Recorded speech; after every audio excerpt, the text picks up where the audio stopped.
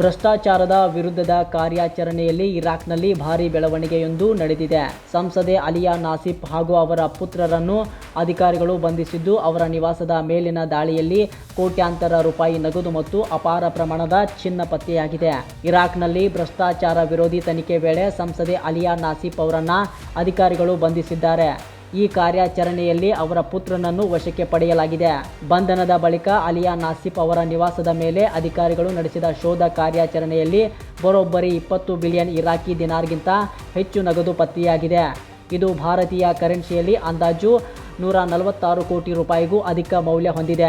ಇದರ ಜೊತೆಗೆ ಅಪಾರ ಪ್ರಮಾಣದ ಚಿನ್ನಾಭರಣವು ಅಧಿಕಾರಿಗಳ ಕೈಗೆ ಸಿಕ್ಕಿದ್ದು, ಒಂದೇ ನಿವಾಸದಲ್ಲಿ ಇಷ್ಟೊಂದು ಪ್ರಮಾಣದ ನಗದು ಮತ್ತು ಚಿನ್ನ ಪತ್ತೆಯಾಗಿರುವುದು ತನಿಖಾ ಅಧಿಕಾರಿಗಳನ್ನೇ ಅಚ್ಚರಿಗೆ ದೂಡಿದೆ. ಅಲಿಯಾ ನಾಸಿಫ್ ವಿರುದ್ಧದ ಭ್ರಷ್ಟಾಚಾರ ಆರೋಪಗಳ ಕುರಿತು ತನಿಖೆ ಮುಂದುವರೆದಿದ್ದು, ವಶಪಡಿಸಿಕೊಂಡಿರುವ ಹಣ ಮತ್ತು ಚಿನ್ನದ ಮೂಲದ ಬಗ್ಗೆ ಅಧಿಕಾರಿಗಳು ಪರಿಶೀಲನೆ ನಡೆಸುತ್ತಿದ್ದಾರೆ.